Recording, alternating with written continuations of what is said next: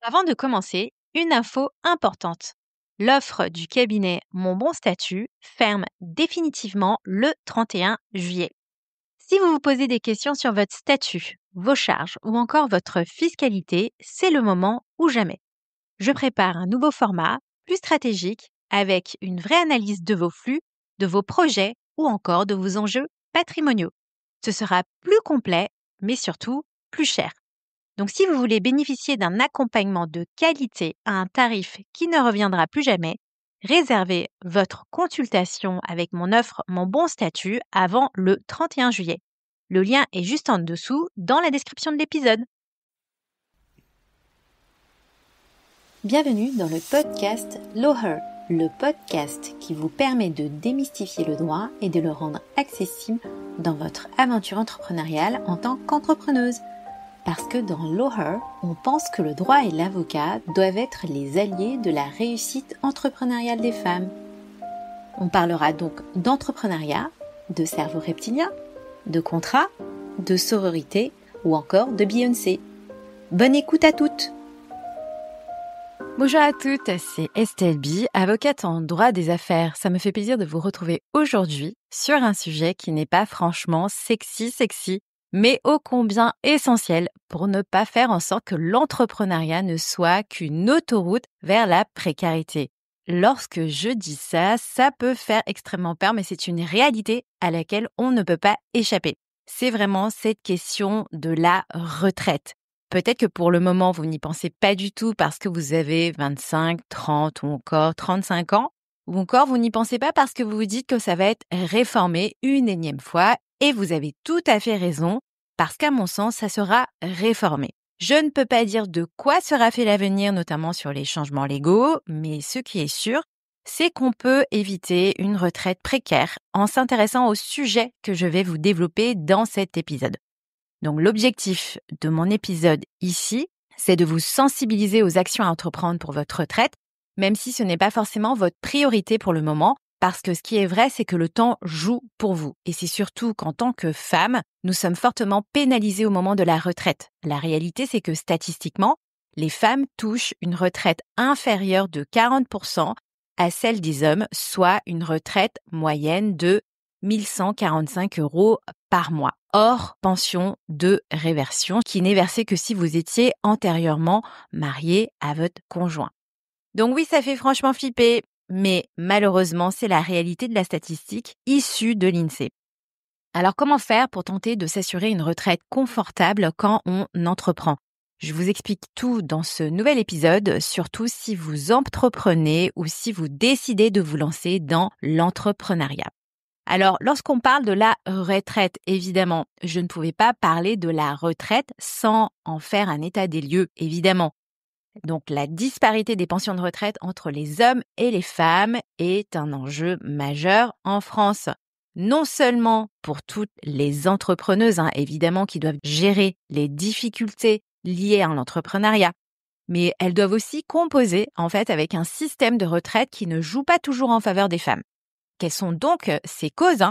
Ce sont donc souvent des années de cotisation interrompues ou réduites dues à plusieurs choses, par exemple des carrières qui n'ont pas été linéaires, avec l'arrivée de la maternité, la question du temps partiel, la prise en charge donc des proches lorsque vous êtes typiquement aidante, avec une conséquence de salaire ou de revenus d'activité qui vont être moins importantes en moyenne et qui vont se traduire notamment par des cotisations sociales moins élevées. Parce que le sujet, c'est ça. Donc, si vous vous rémunérez moins, que vous soyez salarié ou bien entrepreneur, par cet effet mécanique des cotisations sociales, vous allez moins cotiser et de fait, on va considérer que votre retraite va être moins importante.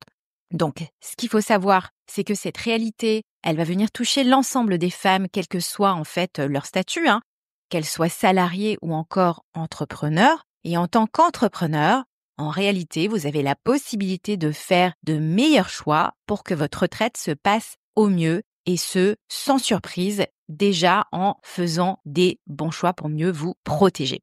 Donc, comment faire pour quand même bien se protéger au moment de la retraite ? Parce que plus que la question du statut, en réalité, c'est souvent une question de rémunération. Donc, je vais le répéter à nouveau, donc ce que je viens de dire en fait au début de l'épisode. En fait, à date, de mon côté, je n'ai pas de boule de cristal pour savoir ce qu'il va se passer dans les années futures au niveau des réformes. Et vous savez très bien comme moi qu'un jour, ça va être réformé. C'est un peu le sujet chaud à chaque fois qu'il y a un changement de gouvernement. Donc aujourd'hui, en 2025, pour s'assurer de percevoir une retraite lorsqu'on entreprend, il convient de s'assurer de 2 choses. Donc première chose, déjà valider suffisamment de trimestres et deuxième chose, bien se rémunérer. Donc pour valider suffisamment de trimestres, il faut faire un minimum de chiffre d'affaires en tant que micro-entrepreneur. Ou bien il faut que vous vous rémunérez suffisamment en tant que gérante de votre EURL ou bien si vous êtes présidente de votre SASU. Et là, je parle évidemment des entrepreneurs qui ont fait le choix de se mettre en société. Il faut aussi garder à l'esprit que votre pension de retraite correspondra à 50% de votre revenu moyen si vous avez cotisé tous vos trimestres de retraite. Donc, vous voyez, 50%, ça ne représente pas énormément quand vous faites le calcul dans votre tête par rapport à ce que vous touchez actuellement. Vous pouvez vous dire, ah mon Dieu, c'est extrêmement bas. Encore faut-il avoir bien cotisé tous vos trimestres, d'où la nécessité, donc, de valider ces trimestres, et ensuite de bien se rémunérer pour éviter une retraite peanuts. Et donc là, je voulais vous faire un petit topo des pièges les plus fréquents que je rencontre lorsqu'on parle de cette question de retraite. Déjà, être en micro-entreprise et finalement avoir une activité, on va dire, minimale, parce qu'en réalité, vous allez travailler 3 jours sur 5 avec un chiffre d'affaires minimum et donc qui ne va pas vous permettre de cotiser suffisamment pour valider des trimestres. Et donc, il faut vraiment faire attention aux pièges de l'entrepreneuriat qui, va vous permettre de, entre guillemets, passer plus de temps avec vos enfants, qui n'est en réalité pas un problème en soi. Mais en fait, il faut être extrêmement consciente que le temps pendant lequel vous n'allez pas travailler, que ça peut en réalité être un sujet pour votre sécurité financière future. Donc, deuxième erreur que je vois souvent, donc être en société, et donc là, soit en URL ou bien en SASU, et donc, décidez de votre côté de vous verser en fait une rémunération de gérante ou de présidente, on va dire, peu élevée parce que votre +1 vous explique que vous allez vous faire allumer par les impôts parce que votre activité marche un peu trop bien. Donc là, encore une fois, il faut faire extrêmement attention. Gardez toujours en mémoire qu'il y a ce sujet de « je ne toucherai que 50% de ma rémunération si j'ai bien cotisé à l'ensemble de mes trimestres ». Sinon, vous applique en réalité une décote. Il faut, dans ce cas-là, bien vous rémunérer si vous voulez vous assurer, on va dire, une retraite plutôt confortable. Troisième erreur donc que je rencontre aussi moi dans ma pratique, donc être en société, donc EURL ou bien SASU, et décider de vous verser une petite rémunération et beaucoup de dividendes. Alors là, attention parce que dans cette hypothèse, vous ne cotisez que peu à la retraite parce que le versement de dividendes ne va pas vous permettre de cotiser à la retraite. Ce qui compte concrètement, c'est vraiment, encore une fois, votre rémunération en tant que gérante de votre EURL ou bien présidente de la SASU. C'est vraiment la rémunération de votre statut donc de dirigeante qui va venir compter pour le calcul de vos droits à la retraite. Donc vous avez bien compris, cette question de rémunération est essentielle. Mais au-delà de cette question de rémunération et donc des différents pièges que je viens de décrire, il y a vraiment un indispensable qui n'est pas suffisamment mis en avant aujourd'hui, je trouve, à mon sens. Donc c'est la question vraiment de l'éducation financière. En réalité, que vous soyez en micro, en EI, en SASU ou encore en URL ou bien même si vous avez un statut d'artiste-auteur, l'éducation financière est une priorité absolue lorsque vous devenez entrepreneur. Évidemment, d'une manière générale, effectivement, même s'il y a certains statuts qui sont plus avantageux au niveau de la retraite complémentaire, en fait, il est essentiel de ne pas compter uniquement sur votre retraite et ce, par rapport aux cotisations sociales que vous allez payer. Donc, notamment par rapport à votre rémunération que vous allez toucher. Ici, je vais vous donner quelques conseils pour savoir comment faire si vous ne comptez pas, si votre stratégie, c'est justement de ne pas compter uniquement sur le fait de cotiser. Donc déjà, il faut comprendre vos droits et obligations. Donc, informez-vous sur les spécificités de votre régime de retraite et sur le fait de comment les périodes d'arrêt ont pu influencer vos droits parce que vous étiez au chômage, en congé parental ou encore à temps partiel. Alors c'est bête, mais ça permet vraiment de se secouer pour prendre le problème à bras-le-corps. Moi, régulièrement, j'ai des entrepreneurs qui m'écrivent donc des messages en MP pour me dire bon bah voilà, je me suis un peu informée sur mes droits à la retraite et je me rends compte qu'ils vont être extrêmement bas au moment donc voilà au moment de ma retraite. Donc en fait, ça vous permet, donc c'est comme un électrochoc, malheureusement souvent ça fonctionne comme ça, un électrochoc qui va vous permettre d'agir. Et donc autre conseil surtout, essayez de rester extrêmement vigilante en cas de réforme avec un S évidemment parce que à mon sens, ça c'est vraiment un peu moi mon ressenti. Je suis sûre qu'en fait il n'y en aura pas qu'une parce que ça va être un vrai sujet. Ensuite, autre conseil, diversifiez vos revenus pour la retraite ou plutôt vos sources de revenus. Voilà, moi ce que je vous conseille, c'est de ne pas vous reposer uniquement sur votre entreprise ou sur les régimes dits obligatoires. Pensez à tout ce qui est épargne retraite comme le PER. Pensez aux investissements immobiliers, aux assurances-vie, etc., etc. En fait, il peut être extrêmement intéressant à partir du moment où vous devenez entrepreneur de vous intéresser vraiment à votre éducation financière pour essayer de vous sécuriser au mieux dans vos vieux jours.